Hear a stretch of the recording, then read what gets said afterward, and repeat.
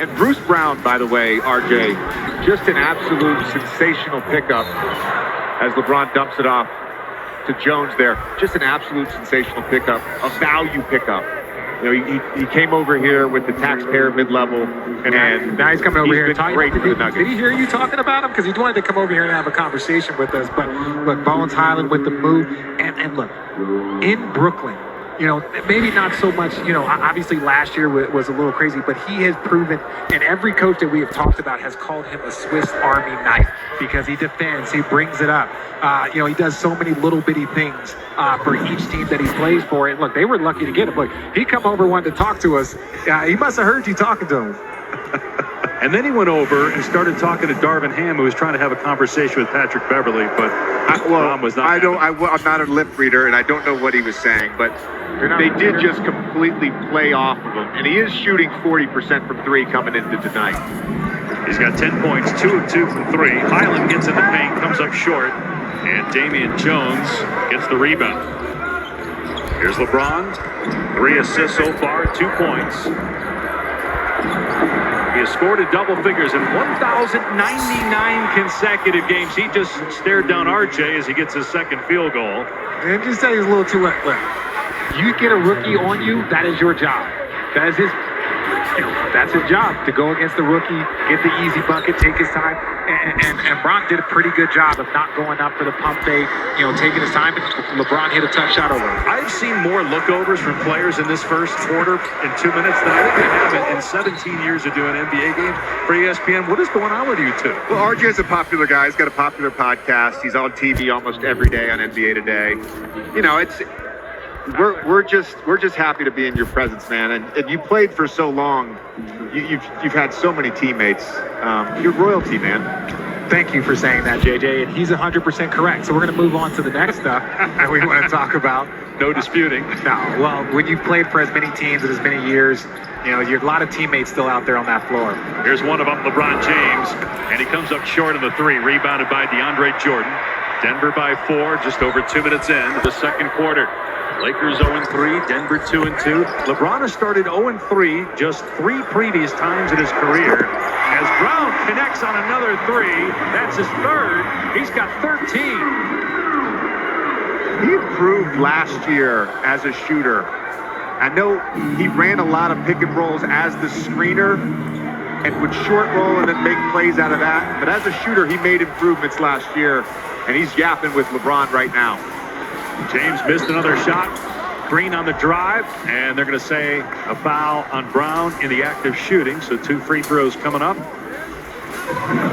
Denver did not attempt a free throw in that first quarter. And just simple ball movement here. Look, Bron's daring him to shoot. After he made the first one, you see, he's talking about, you got to come out and guard him. He's shooting the ball well, as you said earlier, JJ, 40% on the year. So he's going to step into those with confidence. And if you're going to give him that space and dare him to shoot, well, look, he's 3 for 3 tonight. I got a question for you, RJ, because I never got to shoot uncontested threes.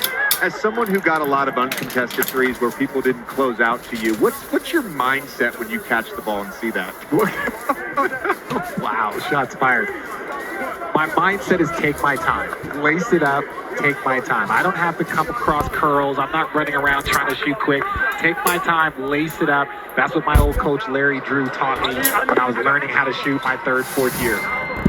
First foul on the Lakers. The free throw is good for Jeff Green, and Denver has its largest lead, 9 points. The Nuggets coming off a game against Portland where they gave up 135.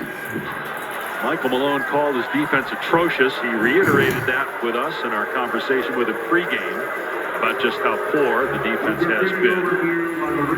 Green commits the foul, his first.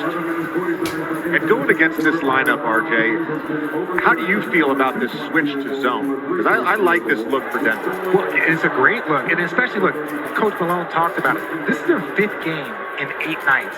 Their first game home after a road trip. So there's a fatigue factor there. So playing in this zone where you know the Lakers are struggling to shoot anyways, you're just going to force them into more outside shots. So guys, you saw there the blue light as Brown hits the fall away. They changed LeBron James 2 to a 3. That's an addition this year where the replay center will look during live action to see whether there should be a scoring change.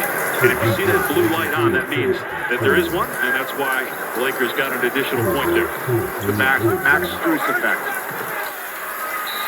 Reaching foul on Green. Not a bad guy to foul, sending Damian Jones back to the line.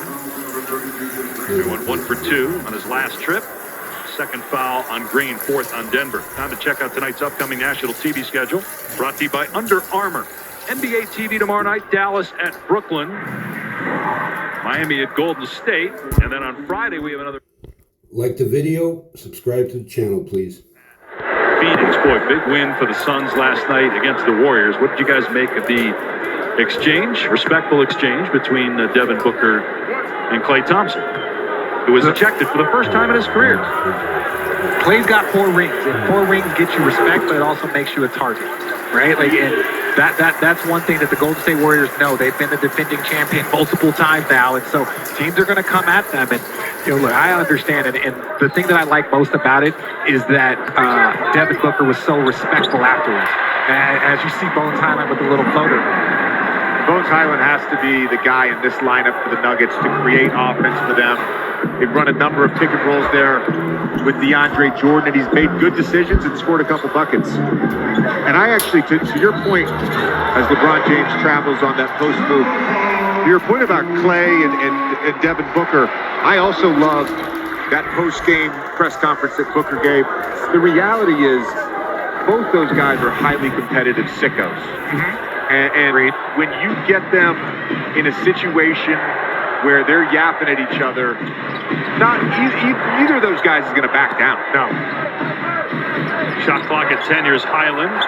Kicks to the corner. Brown again. And this one spins out. Rebounded by Beverly. But that's a great pass there from Bones Highland. Reeves misfires on the 3. Offensive rebound and stuffed, though, by Damian Jones.